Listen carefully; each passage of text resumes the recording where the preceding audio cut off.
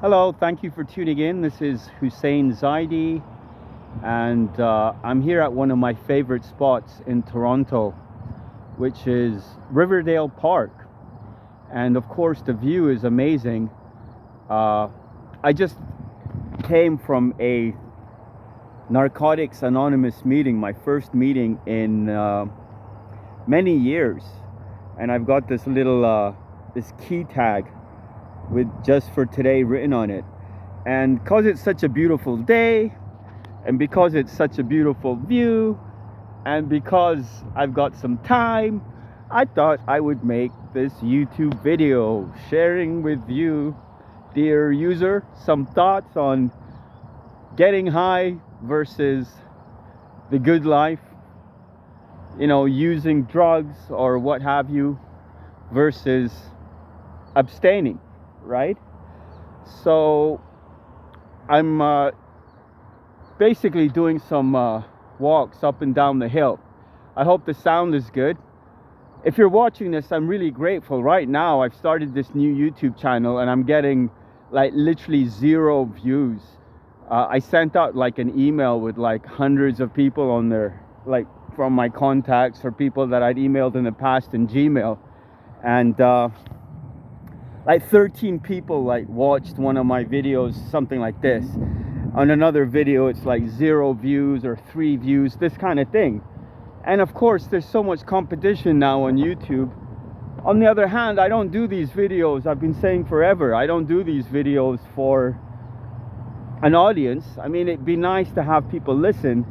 Oftentimes I just end up rambling and going in circles, and so for me it's kind of like therapy, just talking out loud, sharing some thoughts and creating some memories, these kinds of things.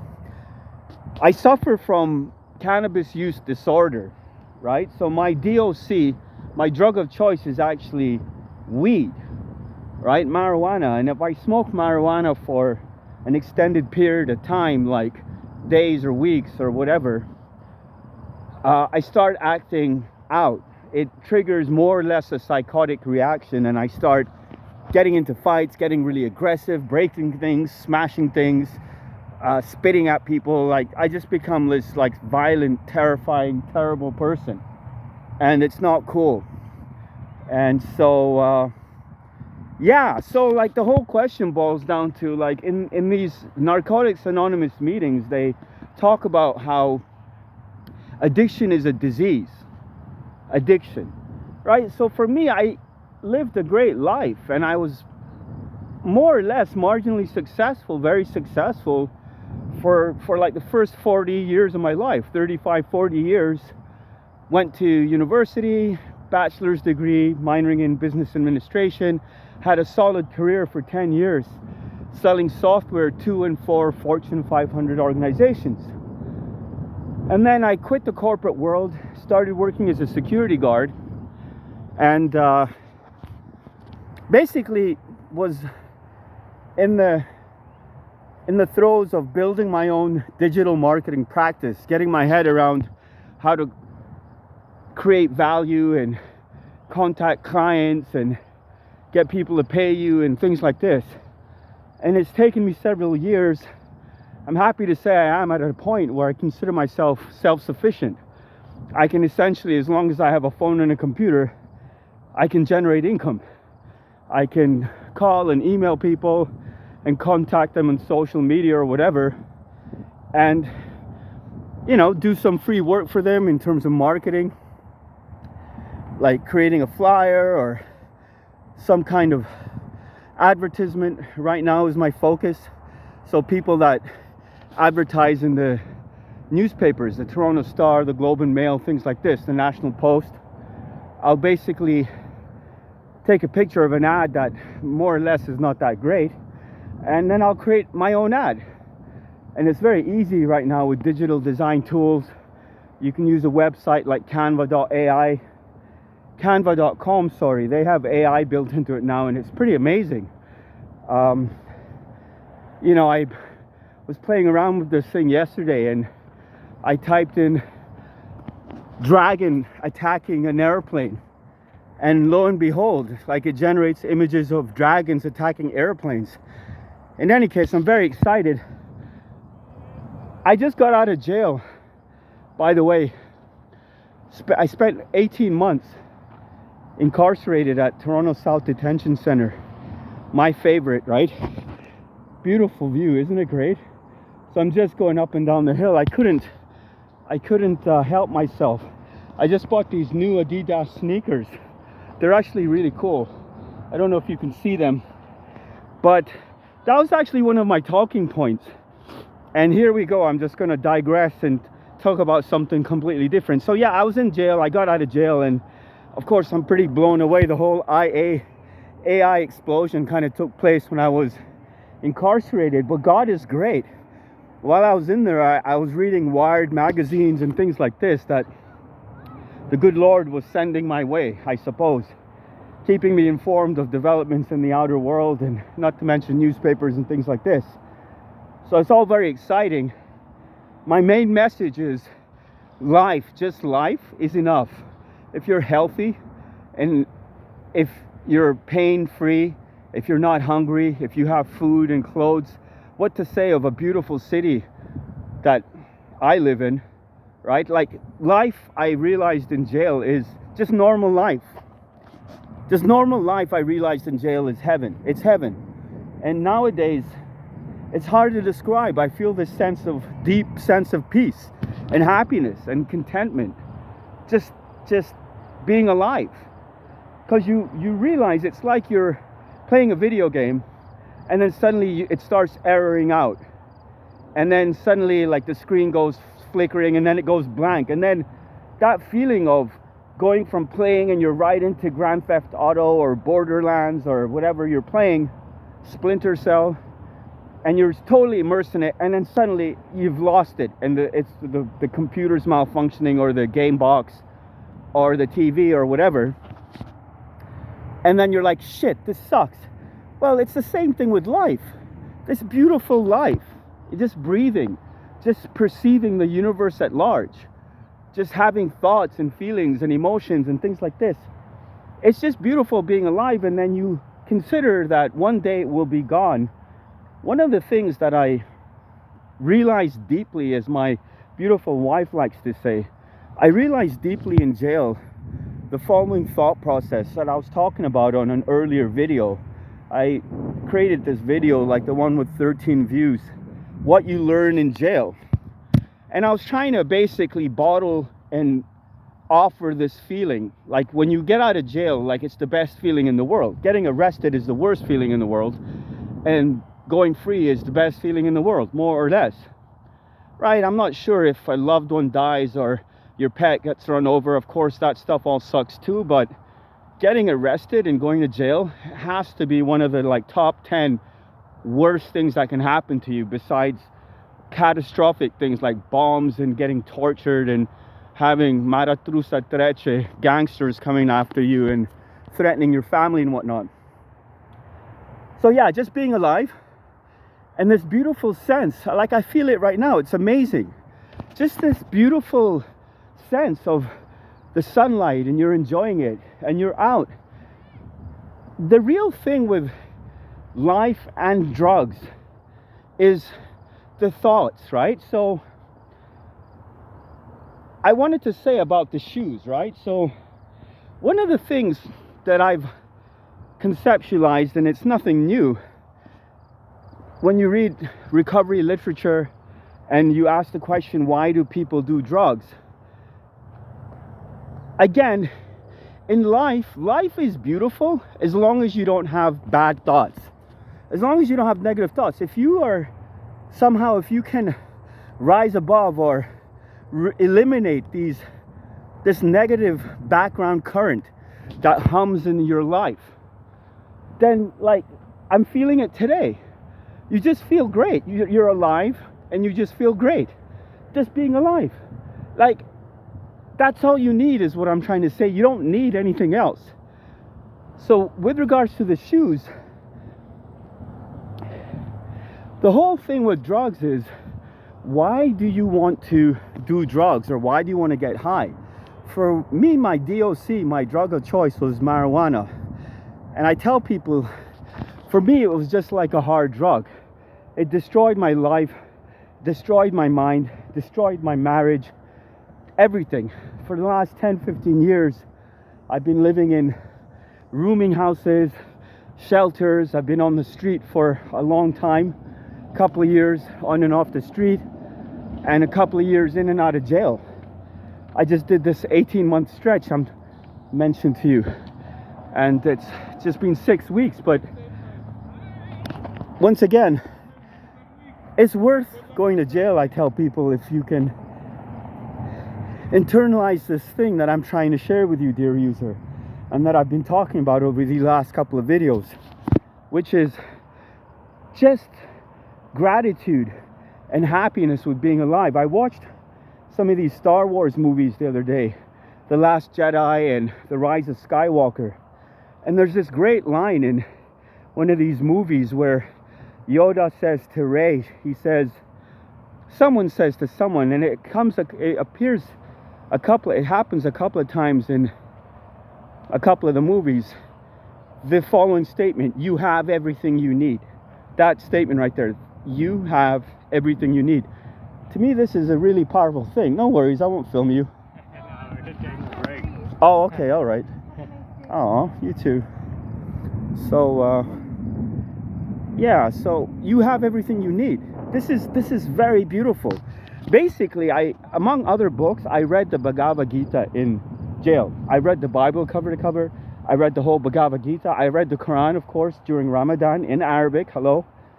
And one of the central teachings of the Bhagavad Gita is basically not to want anything else. Like, to have, like, it's a hard thing. Like, basically, it's one of these things where there's an art to it. On the one hand, okay, how about this? An explanation to what kind of thing this is. Okay, just do it. This is valid. As well as think before you act is also valid. Think before you act is valid. The saying, okay, or the principle, think before you act. This is valid. Everyone knows this. But just do it. Nike's made billions of dollars off of this thing over the last 50 years. Just do it. So of course it's a matter of everything in life. There's a duality. There's one God. The universe is unified. There's one guiding principle to everything. Everything, like from like the flowers, from the flowers to like punk rock music or whatever. They all work according to the same principles. But there's always a duality. It's like male and female. When you're arguing with your wife or your husband, they are correct in what they're saying and their perception, based on their perception of things. And you are also correct based on your perception of things. It's a classic case of man thinks rationally and based on reason, and woman is more emotional, like love and things like this, and feelings. And they're both correct. The world of rationality, the world of thought, the world of reason versus the world of feelings, the world of spirituality, the world of sensations. So now, unfortunately, I forgot what I was talking about. It doesn't help that I'm pooped here, but it doesn't matter. I decided I'd make like a half-hour video. The shoes, okay? And yes, why do you do drugs? The whole thing is this. Ideally, so like in Narcotics Anonymous, they say addiction is a disease. And I was just talking to someone on the way out, and the guy says, as you get older, the urges get more and more. Whereas on the other hand, they open the meeting reading from some of the literature, the big book, the Narcotics Anonymous big book or something like this. And it talks about how you overcome the compulsion to do drugs, or for me to smoke weed. So what I'm trying to say is, I said this in the meeting when it was my turn to talk. I said, for me, as soon as the compulsion enters my head, like the thought that what if I go and smoke some weed, and wouldn't it be great? Like, oh my God, I'd be laid out here just lost in my thoughts and these kinds of things. It's a beautiful day and you're floating off in la la land. If that thought occurs to me, that compulsion, the thought is one thing. I'm talking about it right now, and so that I'm thinking about it. But the compulsion is absent. And in the literature it says that the ideal state for a so-called addict is that you no longer feel the compulsion to do drugs, to use. In the same way as I was saying that in life is beautiful. If you're not sick or in pain or hungry or in danger or in crushing debt or some kind of calamitous thing that happens from time to time, barring these kinds of catastrophic circumstances, or a loved one is suffering deeply or is hurt or there's an accident, things like this, everyday life is heaven. This is my message. Everyday life is heaven. And if you could just appreciate what you have. For a guy that's been in jail for 18 months, like this whole thing is inconceivable. Me being out here talking to non-existent users, and hello and thank you if you are actually watching this. This is like, compare this to being locked inside of a jail cell sometimes for days on end with someone else who may like fart or like just be kind of like not all there or whatever. Like, I got along with my cellmates just fine. And part of the process of life and growth is that you need to learn how to get along with people, right? So there's all kinds of things I have thought about over the years. I make these videos to express some of these things.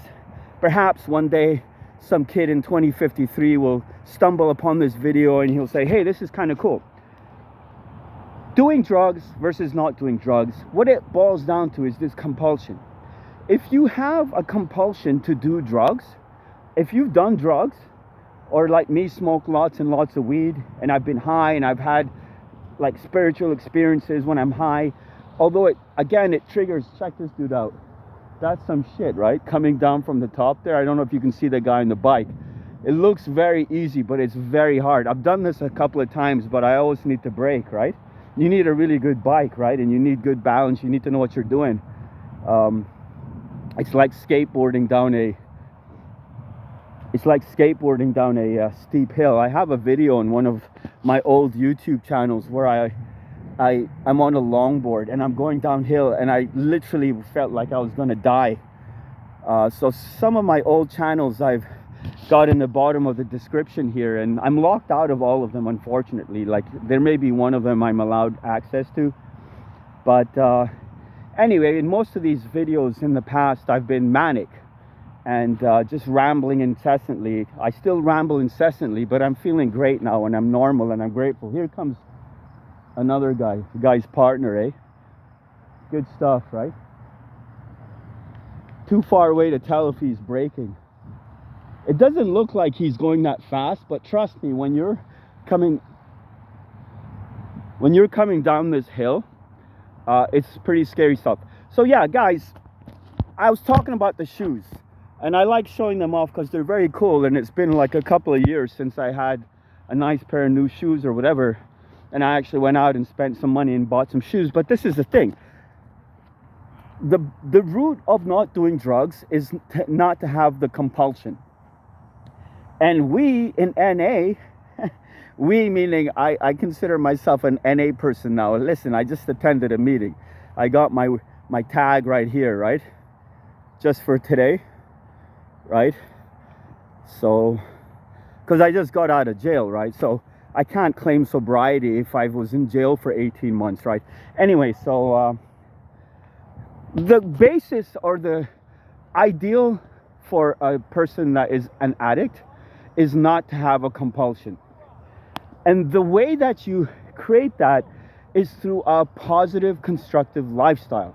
So instead of spending money on weed, I spent money on a nice pair of shoes. And you learn to value money and you're not going to waste it. And you learn to value your time and you're not going to waste it.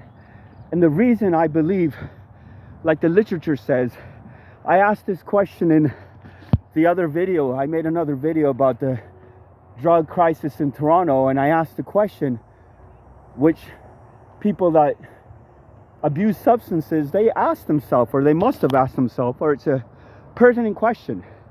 Why do you use? I mean, I guess ultimately it's fun. You feel good. Although the bad follows close on its heels. I like to say that drugs will bring pleasure, but never peace. The peace that you seek, you can never find through drugs.